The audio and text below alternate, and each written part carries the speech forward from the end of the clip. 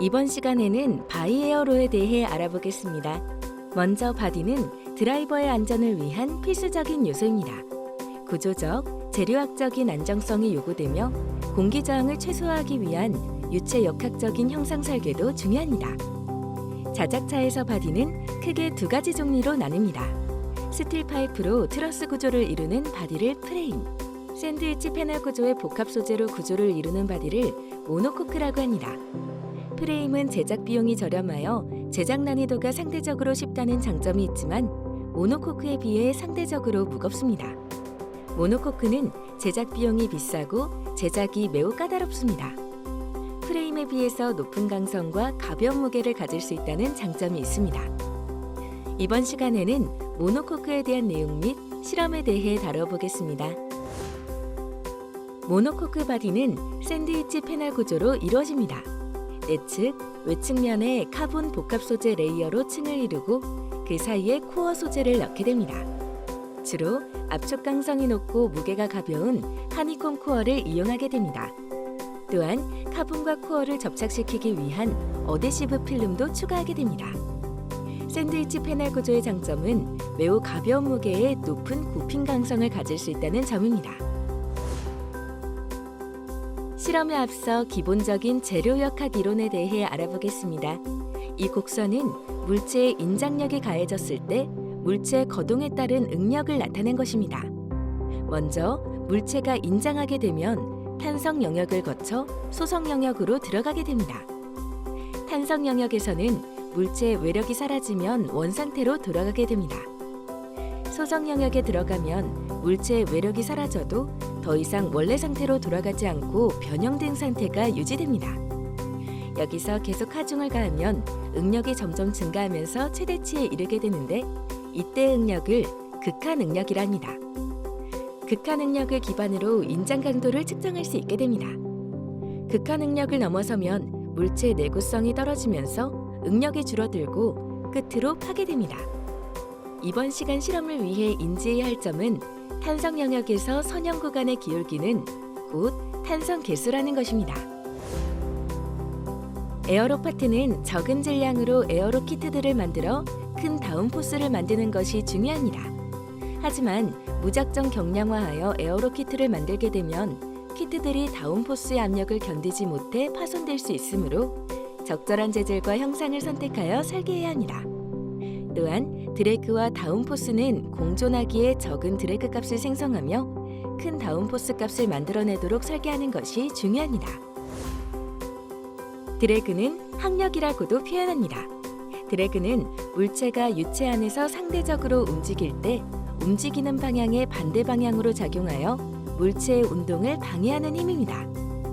드래그의 원인은 움직이는 방향과 반대 방향의 압력 차이와 물체 표면과 닿는 유체의 점성력 때문입니다. 다운포스는 양력과 비슷한 힘입니다. 비행기의 날개가 원래 상태일 때는 양력이 발생되지만 비행기 날개를 뒤집으면 다운포스가 생성됩니다. 다운포스를 증가시킴으로써 차량의 접지력이 향상되어 고속 안전성이 높아지게 됩니다.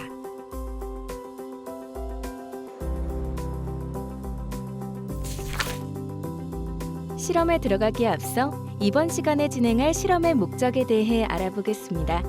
이번에 진행할 세 가지 실험 중 첫 번째 3포인트 밴딩 테스트에서는 시편의 굽힘 강성을 측정하고 데이터를 추출하여 패널의 설계에 따라 굽힘 강성이 달라짐을 알 수 있습니다. 그리고 두 번째 퍼리미터 시어 테스트에서는 시편에 가해지는 하중의 펀치를 통해 전단 응력을 측정할 수 있습니다.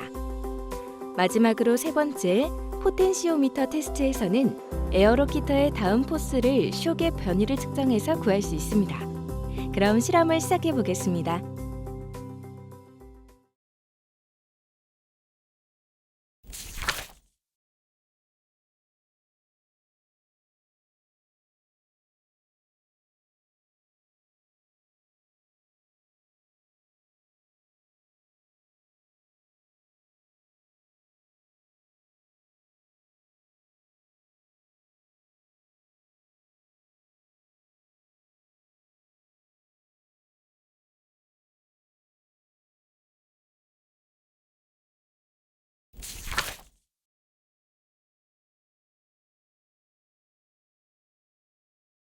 실험에 앞서서 먼저 실험 전반에 대해 알아보겠습니다.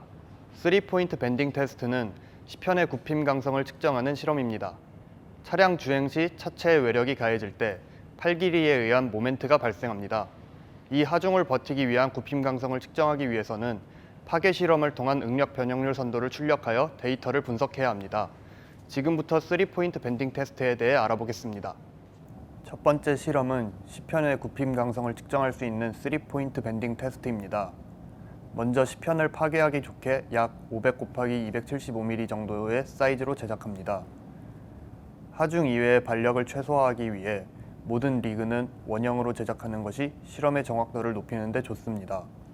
바닥면을 2개의 리그로 양 끝점을 받치고 위쪽 리그를 아랫방향으로 눌러 시편에 하중을 가합니다. 리그에 장착된 스트레인 게이지로 시편에 가해지는 하중을 측정하여 데이터를 출력할 수 있습니다. 시편이 파괴되면 실험은 끝나게 됩니다. 다음으로 실험 준비에 대해 알아보겠습니다. 먼저 반원 기둥으로 되어 있는 스틸 리그 3개를 준비합니다. 시편 아래 받칠 리그 2개와 위에서 누를 리그 1개입니다. 위에서 누를 리그는 실험 장비에 장착할 수 있도록 볼트 홀이 뚫려 있도록 해야 합니다. 볼트 간의 간격 및 직경은 실험 장비에 따라 다를 수 있습니다. 바닥에 받치는 리그 2개의 거리를 대략 430mm 정도로 띄웁니다. 이 수치는 굽힘 강성을 계산하는 데 반영되는 변수이므로 약간의 수치 변경이 가능합니다. 시편의 크기는 가로 500mm, 세로 275mm 정도로 맞춥니다. 이 상태로 위쪽에서 하중을 가할 수 있도록 리그를 장비에 장착합니다. 세팅이 완료되면 시편이 파괴될 때까지 리그로 하중을 가합니다.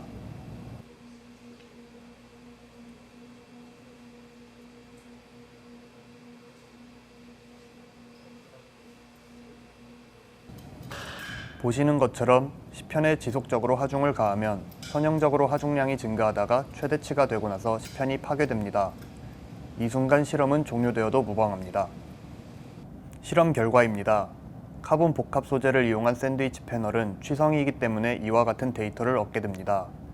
시편이 완전히 굽어져서 파괴되면 더 이상 시편에 하중이 크게 들어가지 않게 됩니다. T1과 T2는 샌드위치 패널의 카본 스킨의 두께를 의미하고 B는 코어의 두께를 의미합니다. 즉, 샌드위치 패널을 어떻게 설계하느냐에 따라 굽힘 강성이 달라짐을 알 수 있습니다. 이러한 파라미터를 이용하여 굽힘 강성을 측정할 수 있습니다. 출력한 데이터를 통해 변수들을 측정해 보겠습니다. 선형 구간에서 임의의 2점을 찍어서 기울기를 측정합니다. 이 값은 탄성계수가 됩니다. 다음으로 앞서 본 공식을 통해 단면 모멘트를 구할 수 있습니다.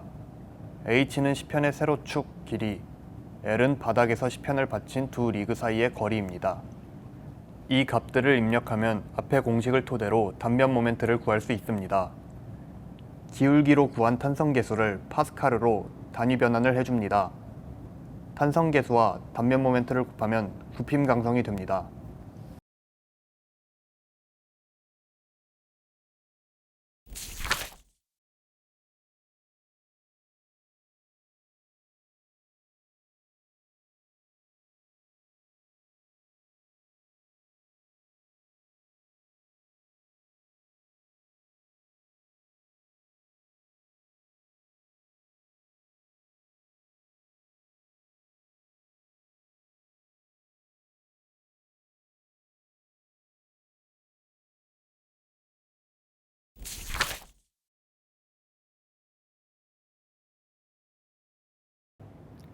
이번에는 페리미터 시어 테스트의 실험 목적에 대해 알아보겠습니다. 실제 차체에는 많은 부품들이 체결됩니다. 이때 볼트의 죗력이 차체에 작용할 때 전단력이 가해집니다. 이때 전달력을 얼마만큼 버티는지 파악하기 위해 페리미터 시어 테스트를 통해 파괴될 때의 하중을 측정해야 합니다. 지금부터 페리미터 시어 테스트에 대해 알아보겠습니다. 이번 실험은 페리미터 시어 테스트입니다. 시편을 파괴하여 하중을 측정하는 원리는 앞의 실험과 동일합니다. 시편을 지면으로부터 띄우고 하중을 가하는 리그가 펀치 형태라는 것이 앞의 실험과 다른 점입니다. 가해지는 하중의 펀치의 면적을 나누어 전단 응력을 측정하게 됩니다. 시편이 완전히 뚫리면 실험이 끝나게 됩니다.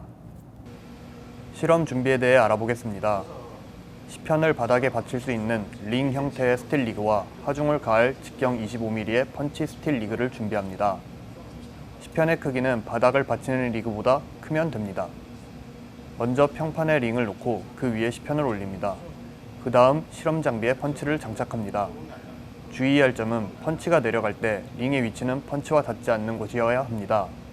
우치편과 관통에도 링과 펀치가 접촉되지 않도록 링의 위치를 잘 조절해 주어야 합니다.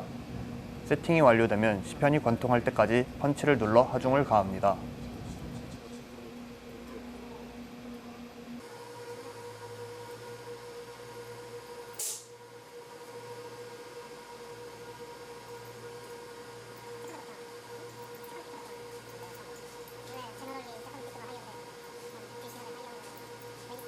보시는 것과 같이 펀치를 아래로 눌러 시편에 하중을 가합니다. 아우터 스킨이 관통되기 전까지 하중이 선연적으로 증가합니다. 아우터 스킨이 관통되면 하중이 급격히 줄어들고 코어가 눌리게 됩니다. 코어가 다 눌리면 이너 스킨에 하중이 가해집니다. 아우터 스킨이 관통할 때와 마찬가지로 하중이 선연적으로 증가하다가 관통 시 하중이 급격히 감소합니다.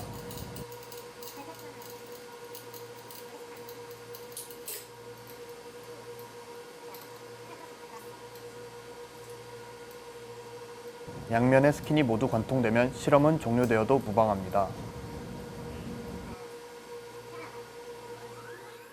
실험이 끝나면 데이터를 출력합니다. 피크점이 두 개가 있는데 먼저 한쪽 스킨이 뚫릴 때 첫 번째 피크를 찍게 됩니다. 첫 번째 스킨이 관통한 뒤 펀치가 계속 내려가면서 반대쪽 스킨에 하중이 가해질 때 두 번째 피크를 찍게 됩니다. 두 번째 스킨까지 관통하고 나면 시편은 완전히 관통된 상태가 되고 실험이 끝나게 됩니다. 두 개의 피크점 중 높게 나온 부분을 선정하여 펀치의 면적을 나누어 전달 능력을 측정하게 됩니다.